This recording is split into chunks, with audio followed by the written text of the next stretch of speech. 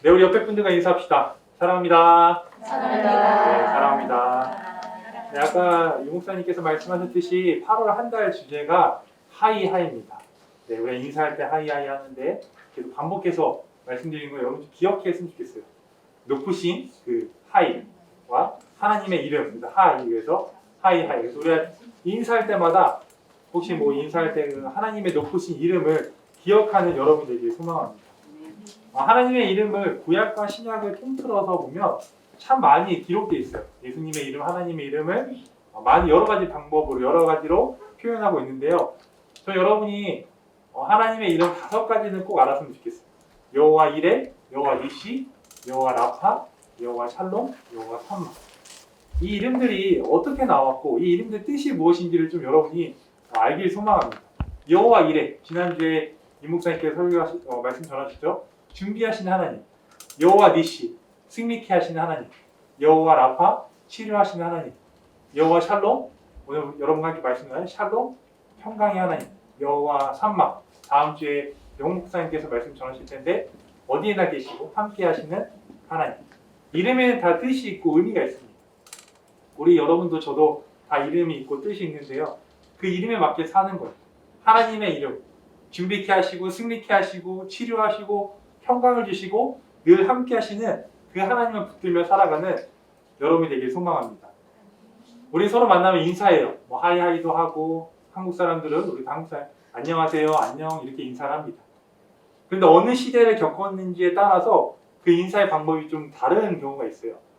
외적의 침략, 밤마다 이게 침략이 왔던 그 시대를 살았던 사람들은 인사를 할 때 어제 평안하셨습니까? 어제 밤에 잘 주무셨습니까? 이렇게 인사를 해요. 6.25를 겪고 또 일제 침략을 겪었던 하루에 한 끼 먹기 힘들었던 그 시절을 겪었던 사람들은 만나면 어떻게 인사해요? 진지하셨습니까? 우리 다 6.25를 겪었나요? 네. 네. 식사하셨어요? 이렇게 인사를 해요. 이렇게 인사하는 방법이 그 시대에 따라 다 다릅니다. 우리 옆에 있는 분들과 이렇게 인사했으면 좋겠습니다. 샬롬, 샬롬. 네, 교회 오면 샬롬, 이렇게 샬롬 인사를 합니다. 근데 이 샬롬은 이스라엘 백성들 어떻게 보면 가장 오래 전에 있었던 인사말이에요. 이스라엘 백성이 서로 만나서 인사할 때 샬롬이라고 인사했습니다. 샬롬, 교회 오면 샬롬 하는데 샬롬의 뜻이 잘 모르고 그냥 샬롬 하시는 분들이 참 많은 것 같아요. 샬롬은 이스라엘 백성들이 이방 나라의 식민지 속에 있을 때 너무나 불안하고 너무나도 근심 걱정이 많았을 때 하나님의 평안이 임하길 소망하는 마음으로 샬롬 샬롬하고 인사를 했습니다. 여러분 가운데 하나님의 평안이 있길 소망합니다. 세상에서 얻는 평안이 아니라 하나님으로부터 오는 평안, 그것이 샬롬이에요. 평안이라는 그 단어, 그 히브리어로 2가지로 표현한다고 해요. 우리도 동음이의어라는 게 있잖아요. 샬롬이라는 단어를 2가지로 얘기하는데 팍스라는 단어와 샬롬이라는 단어가 평안이라는 뜻이에요. 근데 이 팍스 혹시 들어보셨어요? 로마 팍스고 팍스 로마 이런 거 들어보셨어요? 이 팍스는 로마인들이 주장했던 평안이에요. 세상에서 많은 것을 얻고 세상에서 물질이나 명예를 얻어서 무언가 많이 얻었을 때 누리는 그 평안, 그것을 팍스라고 얘기합니다. 샬롬은 세상에서 얻어지는 평안이 아니라 하나님으로부터 오는 것, 하나님으로부터 주어지는 마음의 평안입니다. 그래서 팍스 평안은 누군가의 피를 흘리고 어딘가를 정복하고 무언가 빼앗고 그런 평안이지만 하나님이 주시는 샬롬, 우리가 소망이 하는 샬롬은 하나님이 주신 참된 평안이라는 거예요. 구약의 평안이라는 단어가 350번 정도 나오는데 여기서 말하는 평안이 바로 샬롬이라는 거예요. 오늘 저와 여러분이 소망이 하는 것은 세상에서 얻는 그 팍스 평안이 아니라 샬롬이라는 거예요. 그런데 믿음 생활하면서 말로는 샬롬 샬롬 하는데 내 안에 팍스 평안을 바라고 있는 제 자신을 보게 돼요. 돈이 없으면 불안하고 명예가 없으면 불안하고 뭔가 많은 다른 사람들보다 같지 않으면 뭔가 두려워지고 불안할 때가 있습니다.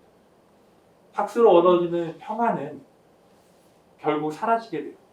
그리고 세상에서 주는 평안은 편안한 삶을 살 수 있지만 평안의 삶을 살 수 없어요. 이 의미가 되게 중요한데요. 세상에서 오는 그 팍스는 편안한 삶 살 수 있지만 평안의 삶을 살 수 없다는 거예요. 제가 아내와 이 설교를 준비하면서 이런저런 대화를 합니다. 아내가 물어봐요. 이번 주에 설교는 어떤 주제인가. 근데 이번 주 오늘 이 평안의 주제를 설교 준비하면서 제 마음에 평안이 없었어요.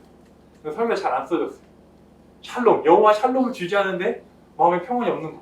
그래서 제가 월요일인가요? 그때 꿈을 꿨는데 말씀을 섰는데 원고가 준비 안 되는 막 그런 불안감이 있었어요. 이런저런 얘기를 하다가 아내가 본인이 평안했을 때를 얘기해 주는 거예요.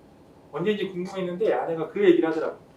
본인이 그 평안을 느꼈을 때가 제가 아내에게 이제 교제하자고 이제 고백했던 그때라는 거. 그게 뭘까 하고 물어봤어요. 근데 제가 아내한테 어떻게 고백했냐면 저는 뭐 아내랑 이제 제가 3번 만나고 이제 3번째 때 이제 고백을 했어요. 고백을 했는데 그때 어떻게 고백했냐면 나는 이제 그냥 만나고 싶지 않다. 결혼을 전제하에 만나고 싶고 우리가 결혼을 하게 되면 내가 돈을 많이 벌어서 당신을 행복하게 해주겠다라고 얘기를 못하고 나랑 같이 결혼을 하게 되면 세상에서 누릴 수 없는 것들, 세상에서 누릴 수 있는 것을 못 누릴 수도 있고 돈을 많이 벌어서 그 세상의 풍요를 누리지 못할 수도 있다. 하지만 하나님께서 주시는 그 돈으로 살 수 없는 은혜, 그 돈으로 살 수 없는 그 평안이 우리에 임할 거다. 이렇게 얘기를 했어요. 얼마나 부담스럽겠어요. 3번 만났는데 이제 교제를 시작하는 결혼 얘기를 하니까 얼마나 부담이 되겠어요. 근데 아내가 그 순간 평안이 찾아왔다는 거예요. 이 사람 만날까 말까 그런 고민이 아니라 결혼에 대한 평안이 찾아와서 지금까지 결혼에 어디 성공이라고 해야 되나 결혼하고 지금까지 살면서 그런 평안이 찾아올 때 그런 은혜가 주어졌을 때 그때 얘기를 하는 거예요. 삶이 쉽진 않지만 그 안에 우리가 하나님의 평안을 누리며 살아가는 저희 그렇게 살고 있어요. 여러분 안에도 세상에 말하는 그 팍스 평안이 아니라 잠시 있다 없어지는 그 평안이 아니라 하나님의 평안, 그 샬롬이 여러분 가운데 있기를 소망합니다. 한때 이런 문구가 많이 인터넷에 돌았어요. 돈에 대한 얘기인데요. 돈으로 사람을 살 수 있으나 사람의 마음은 살 수 없습니다. 돈으로 호화로운 집은 살 수 있어도 행복한 가정은 살 수 없습니다.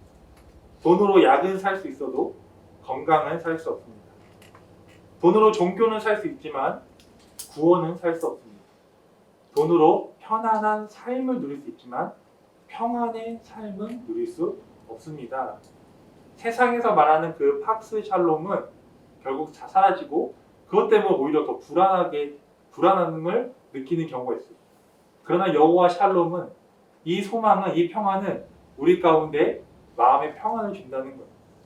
오늘 말씀에서 이 여호와 샬롬이 나온 그 배경이 기드온의 고백이에요. 기드온의 고백 가운데 여호와 샬롬이 왜 나왔는지 그리고 정말 여호와 샬롬이 무엇인지 우리가 여호와 샬롬을 어떻게 소망해야 되는지를 여러분과 함께 말씀을 통해서 함께 나누려고 합니다. 샬롬은 하나님의 찾아오심으로 시작되는 거예요. 샬롬은 하나님의 찾아오심이에요. 여러분 혹시 그 계시 종교와 자연 종교에 대해서 들어보셨나요? 자연 종교는 사람으로부터 시작되는 거예요. 그래서 사람이 원하는 우상을 만들어서 그 우상을 찾아가는 거예요. 근데 계시 종교, 우리는 계시 종교라고 하는데요. 계시 종교는 신이신 하나님께서 인간인 우리를, 신이신 하나님께서 장애인 우리를 찾아오시는 이것을 우리 계시 종교라고 얘기합니다. 이기적인 마음으로 문제가 많은 곳엔 가고 싶지 않아요. 그리고 나에게 해를 가거나 이득이 되지 않는 사람을 찾아가지 않습니다. 그러나 우리 예수님은 전혀 달랐어요. 아무도 찾아가지 않는, 아무도 가고 싶지 않는 그곳을 찾아가셨습니다. 병자들이 많은 곳, 정말 전염병에도 걸릴 수 있는 그 베데스다 연못, 그곳에 예수님께서 찾아가셔서 38년 동안 불안과 그 힘듦과 그 어려움을 갖고 있던 그 38년의 병자를 고치시면서 그에게 평안을 주십니다. 그냥 예루살렘을 가실 수 있는데 굳이 사마리아를 거쳐서 가십니다. 사마리아 그 우물가에 앉아서 그 사마리아 여인을 만나주세요. 찾아가십니다. 남편이 5명이었지만 그 5명에 받았던 그 상처를 아시고 그 사마리아 여인에게 평안을 주십니다. 제자를 부르실 때도 모집하지 않았어요. 요즘 누군가가 무슨 사람을 뽑을 때는 공고를 올립니다. 그리고 찾아오라고 해요. 여기 와서 인터뷰를 보고 그 사람을 뽑습니다. 그러니까 예수님께서 제자를 뽑으실 때는 직접 그 제자들을 찾아가셨어요. 오늘 우리가 다 읽진 않았지만 사사기 6장은 사사 기드온을 하나님께서 하나님이 찾아가는 스토리. 하나님께서 찾아가셔서 그 기드온에게 평안을 주십니다. 지금 이 상황을 보면 6장의 배경을 보면 기드온은 매우 불안하고 매우 걱정의 삶을 살고 있었어요. 이스라엘 백성들이 미디안이라는 나라에게 7년 동안 식민지 생활하고 있었던 거예요. 근데 이 미디안 나라가 어떻게 했냐면 이스라엘 백성이 조금이나마 그 곡식을 이렇게 뭐 재배하고 뭔가 또 싹이 났고 뭔가 곡물을 재배하려고 하면 그 할 때마다 미디안 사람들이 와서 모든 걸 다 뺏어가는 거예요. 그러니까 한 끼조차 먹기도 힘든 그런 불안한 상황 속에 있어요.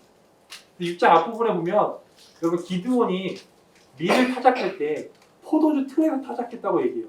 근데 이게 어떤 의미냐면 제가 농사를 안 지어봐서 잘 모르지만 밀은 넓은 곳에서 타작을 해야 돼요. 그런데 포도주 틀은 아주 조그만 그 틀에서 그 타작을 하는 거예요. 왜냐하면 미디안 사람들이 또 걸릴까봐. 미디안 사람들한테 발각되면 그 곡식조차 빼앗길까봐 아주 불안한 마음에 걱정스러운 마음에 그렇게 타작하고 있는 거예요. 상황도 좋지 않고 그 본인이 불안한 마음 갖고 있는 그 기드온에게 하나님께서 찾아가십니다. 찾아가셔서 오늘 12절 다 읽지 않았지만 12절에 내가 너와 함께 하겠다라고 말씀하세요. 하나님의 평안은 함께 하시는 거예요. 마태복음 1장부터 끝장 보면은 시작도 예수님께서 함께 하시고 끝난 것도 예수님께서 함께 하신다는 거예요. 예수님께서 이 땅에 오셔서 하는 일은 우리와 늘 함께 하시는 거예요. 누구와 함께 있느냐에 따라서 마음의 평안이 오는 거예요. 예수님은 우리와 함께 하시겠다고 말씀하십니다. 그러기에 우리는 평안을 누릴 수 있어요. 하나님이 기드온에게 찾아왔을 때 기드온의 반응이 어땠나요? 이제 하나님께서 나와 함께 하십니다. 너무나 기뻐해서 이게 반응한 것이 아니라 오늘 14절을 보면은 하나님께 불평불만합니다. 하나님 어떻게 우리에게 이렇게 힘듦을 주십니까?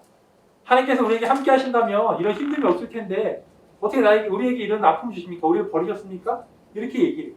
그때 하나님이 찾아가 기드온에게 사명을 줍니다. 하나님의 샬롬은 사명이에요. 앞이 보이지 않고 어두컴컴한 정말 숨어서 밀타작하고 앞으로 먹을 게 없고 그 미디안 사람들에게 계속 식민지 생활하는 그런 불안한 가운데 이제 내가 너를 통하여 그 미디안 백성 가운데 너희 백성을 구원하겠다는 사명을 주신다는 거예요. 저희 청소년 사역을 하면서 아이들이 가장 불안해하는 게 바로 대학이에요. 그리고 청년들을 보면은 결혼과 직장이에요. 앞에 보이지 않는 그런 사명이 없을 때 불안해합니다. 하나님께서 우리에게 모두에게 사명을 주세요. 여러분의 샬롬을 주실 때 사명을 주신다는 거예요. 하나님께서 이제 너를 통하여서 이스라엘 백성을 구원해 주시다. 그런 사명을 주셨어요. 그럼 기드온이 어떻게 했어요? 저 같았으면 감사합니다. 아멘 하면서 제가 하나님의 일을 하겠습니다 라고 했을 거예요. 근데 기드온은 그렇게 하지 않았어요. 못 믿겠다는 거예요. 하나님께서 이렇게 만나주셔서 내가 너를 사명을 주셨는데 못 믿겠다는 거예요. 그래서 표징을 보여달라고 해요. 표적. 하나님의 사자라면 제가 그 미디안 가운데 우리 백성을 구원을 할 수 있다고 말씀하셨다면 증거를 보여달라는 거예요. 근데 하나님께서는 믿음이 없는 자여 심판하고 혼내시는 것이 아니라 표적을 보여주십니다.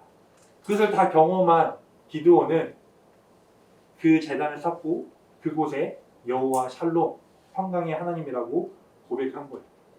기드온 입에서 고백한 이 여호와 샬롬은 그냥 나온 것이 아니에요. 그 불안한 가운데 불안한 상황과 본인이 정말 불안했던 그 가운데 하나님의 찾아오심으로 함께 하신다는 그 평안과 또 앞이 캄캄했던 그 가운데 사명을 주셔서 또 평안을 주셨고 하나님께 무언가 보여달라고 그 기도했던 그 기도 응답을 이루어 주시면서 그 평안을 주신 거예요. 그때 기드온이 여호와 샬롬이라고 고백했다는 거예요. 불안과 걱정 속에 하나님께서는 우리를 계속 찾아오십니다. 여러분도 다 말을 못하지만 불안함이 있고 걱정이 있을 거예요. 제가 어디서 들은 말인데요. 가장 많이 팔리는 약 중에 하나가 수면제라고 합니다. 요즘 너무나 불안한 가운데 있고 걱정하지 않아도 되는데 나도 모르게 걱정하고 있어서 항상 평안하지 못하는 아무리 좋은 침대에서 잘지라도 잠을 못 이루는 그런 사람들이 너무나 많다고 합니다. 우리 하나님의 자녀들은 하나님께서 여러분에게 평안을 주시기 위해서 계속 초대하세요. 기드온에게 찾아가셨던 것처럼 여러분을 계속 찾아가십니다. 때로는 우리가 하나님이 그렇게 평안을 주시러 찾아오시면 샬롬 하는데 우리가 하나님을 문정박대하는 경우가 있어요. 너무나 잘 아는 말씀 요한계시록 3장 20절에 보면 이렇게 나와 있죠. 볼지어다 내가 문 밖에 서서 두드리노니 누구든지 내 음성을 듣고 문을 열면 내가 그에게로 들어가 그와 더불어 먹고 그는 나와 더불어 먹으리라. 문 밖에 두드리는 거예요. 내가 너희 평안을 주겠다. 그래서 두드리는 거예요. 저에게도 하나님의 샬롬이 찾아왔던 때가 있어요. 하나님의 평안이 찾아왔을 때가 있습니다. 제가 몇 번 얘기했지만 저는 이렇게 사춘기를 좀 짧지만 심하게 겪었던 때가 있어요. 제가 그때 사진도 한번 올려드렸죠. 어떤 분은 그 사진을 캡처해서 가끔 심심할 때 본다고 하더라고요. 네. 그 시절에 이제 제가 고등학교 2학년 때 하나님을 인격적으로 만나는데 이제 수련회에 가서 만났어요. 근데 저에겐 그게 마지막 수련회로 갔는데 그것이 저의 인생의 시작이었죠. 그때 이제 수련회에 가서 하나님 정말 있는지 궁금했어요. 믿음생활 열심히 그래도 주일날 빠지지 않고 열심히 했는데 제 삶이 너무 힘들고 하나님이 계신다고 하는데 제 삶에 정말 하나님이 계신다는 것을 경험하지 못한 거예요. 둘째 날 저녁에 잠이 안 와가지고 이제 저희 그때는 막 기도원으로 이제 수련회 갑니다. 기도원 꼭대기에 보면은 기도실이 있어요. 다들 자고 있는데 왠지 기도실에 가야 할 것 같은 느낌이 드는 거예요. 그래서 기도실에 올라가서 그 가운데 하나님 인격적으로 만났어요. 그때 하나님께서 저의 문을 두드리셔서 샬롬 평안을 주셔서 제가 하나님 인격적으로 만남을 가졌습니다. 근데 제가 그때 하나님이시군요. 드디어 하나님이다 이렇게 반응했던 것이 아니라 기도원처럼 반응했어요. 하나님 근데 잘 모르겠습니다. 네, 만약에 제가 만난 하나님이 하나님이시라면 이런 기도는 뭐 하지 말라는 분도 계시는데 저에게 방언을 주세요. 그때는 그 어린 아이 같은 마음이었던 것 같아요. 뭔가 보이는 그런 은사가 필요했던 것 같아요. 하나님 저에게 방언을 주세요 라고 했어요. 너무나 감사하게 그 다음날 하나님께서 저에게 방언을 주셨어요. 그 이후로 저는 단 한 번도 주님을 부인하지 않고 지금까지 앞으로도 좀 믿음 생활합니다. 그때 저는 참 평안을 경험했어요. 하나님께 나에게 찾아오셔서 나와 함께 해주셨던 그 참 평안을 경험했습니다. 사랑하는 성도 여러분, 하나님께서 여러분의 참 평안을 주시기 위해서 계속 문을 두드리세요. 계속 초대하세요. 그 초대에 응답하여 때로는 기도원처럼 저처럼 무언가 요구하고 불만을 얘기할 수 있어요. 하지만 그 초대에 응답하여서 그 끝은 여호와 샬롬을 고백하는 여러분 되길 소망합니다. 제가 신약을 읽다가 요한계시록 문을 두드려서 기다리는 예수님이 아니라 그 문을 넘어서 그냥 강권적으로 들어가서 평안을 주셨던 그 장면을 찾게 되었어요. 여러분 너무나 잘 아시는 말씀인데요. 예수님께서 이제 부활하셨습니다. 부활하시고 제자들이 어떻게 했죠? 제자들이 들어가서 어느 방에 들어가서 다 문을 다 걸어 잔 거예요. 요한복음 20장 19절에 보면 이렇게 나와 있어요. 이날 곧 안식 후 첫날 저녁에 제자들이 유대인들을 두려워하였습니다. 모인 곳에 문을 닫았더니. 여기서 모인 곳에 문을 닫았다고 얘기하는데 좀 더 이렇게 찾아보면 그냥 문만 닫은 것이 아니라 그 방이 어떻게 되는지 보면 그 방에 있는 모든 문을 닫은 거예요. 창문도 닫고 어떤 분은 개구멍까지 닫았다고 얘기하더라고요. 그만큼 불안해했던 거예요. 그 불안해했던 그 제자들에게 예수님께서 어떻게 하셨어요? 그 뒷절을 보면 예수께서 오사 가운데 서서 이르시되 너희에게 평강이 있을지어다. 문을 열고 두드린 것이 아니라 그냥 오신 거예요. 모르겠어요. 문을 통과하셨는지 문을 열고 들어오시는지 강권적으로 들어오셔서 그 두려워하는 그 제자들에게 평안을 주셨어요. 왜 하나님께서 요한계시록의 그 예수님처럼 어떻게 보면 매너 있게 문을 두드리지 않고 어떻게 보면 그냥 강압적으로 들어서 평안을 주셨을까? 고민을 하다가 저희 아이들을 키우면서 그것을 깨닫게 되었습니다. 저는 이제 세 아이가 있는데요. 첫째 라온이와 둘째 하온이가 모유수를 떼면서 분리수면을 했어요. 따로 자요. 지금도 따로 자고 있어요. 아이들은 두 친구는 방에 자고 저와 저 아내와 막내는 또 다른 방에 잡니다. 근데 라온이와 하온이가 가끔 꿈을 꾸거나 무서우면 자다가 소리를 질러요. 소리를 질러서 저희를 부릅니다. 엄마, 아빠 불러요. 울면서 불러요. 요즘은 희한하게 저만 부르더라고요. 아빠 불러요. 어제도 아빠 불렀는데 제가 설교 준비하고 있는데 엄마가 갔는데 하원이가 엄마 아니라는 거예요. 아내가 저한테 오더니 나 아니래. 아빠 불러요. 그래서 사실 제가 갑니다. 근데 제가 이제 때로는 막 비몽사몽으로 가겠죠. 저도 피곤하니까. 근데 제가 그때 아이들한테 갈 때 가가지고 그렇게 막 울고 있는데 매너 있게 이렇게 노크를 하면서 하은아 내가 들어가도 되겠니? 이렇게 하겠어요? 그러면 하은이 더 울겠죠. 그냥 그때는 제가 그냥 들어가는 거야. 왜냐? 하은이가 너무 두려워하기 때문에 어린아이 마음에 그것을 응답할 수 있는 힘조차 없고 너무나 두려워하고 있기 때문에 그냥 들어가는 거야. 제가 문을 열고 들어가는 그 순간 하은이는 저를 보고 다시 평온을 찾고 잠을 자게 돼요. 이걸 경험하면서 우리가 때로는 하나님께서 노크하시고 때로는 하나님께서 그런 조차 힘이 없는 조차가 있어요. 두려워할 때가 있어요. 아빠라고 부르기도 힘든 그 신음할 때가 있어요. 하지만 하나님께서는 그때 때로는 요한계시록의 그 예수님이 아니라 요한복음의 예수님처럼 강권적으로 들어오셔서 두려워하지 말라. 내가 너에게 평안을 주겠다라고 말씀하십니다. 제가 이렇게 또 요한복음의 예수님, 요한복음의 그 예수님의 그 평안을 경험했을 때가 너무나 감사하게 좀 크게 막 힘들고 이런 말 하면 좀 시험 들 수 있지만 막 힘들고 아팠을 때가 많이 없었던 것 같아요. 그 중에 하나 얘기하자면 그 대학원 떨어졌을 때. 근데 제가 이거 한번 얘기했던 것 같은데 2015년에 이제 미국에서 대학교를 마치고 드디어 이제 신학교를 간다. 그래서 막 눈물 콧물 다 짜고 이제 다시 몇 년 동안 안 돌아올까 생각하고 인사를 하고 이제 2015년도에 한국에 시험 보러 왔습니다. 대학원. 교만했죠. 분명히 될 거라 생각했어요. 왜냐하면 그동안 크게 엇나가지 않고 잘 살아왔고 이제 하나님의 일을 하겠다고 하고 혼자 한국에 나와왔는데 근데 떨어졌어요. 너무나 힘들었죠. 너무나 떨어졌어요. 그러면서 두려웠고 불안했습니다. 다시 미국으로 돌아가야 되고 너무나 창피했고 내가 이렇게 열심히 믿음 생활하고 이제 진짜 신학 공부를 하려고 하는데 왜 나에게 이런 힘듦을 주신가? 그 마음을 갖고 있을 때 제가 혼자 이제 부산 해운대로 여행 갔습니다. 그래서 해운대를 걷고 있는데 그 걷고 있는 가운데 하나님께서 제자들이 찾아오셨던 것처럼 강권적으로 제 마음에 오셨어요. 그 평안을 주셨어요. 괜찮니? 그리고 그때 저에게 무슨 말씀 주셨냐면 이래도 나와 함께 하겠니? 그러면서 저에게 평안을 주셨어요. 그리고 나서 한 번 더 준비해서 앞으로 하면 더 하나님을 붙들고 할 수 있겠다는 그런 마음을 가지고 다시 도전해서 제가 이 자리까지 있는 거예요. 여러분 삶 가운데 때로는 기드온처럼 응답에서 오는 샬롬을 경험할 때가 있고 때로는 제자들처럼 너무나 두려워서 힘든 가운데 하나님의 강권적인 평안이 우리 가운데 찾아올 때가 있어요.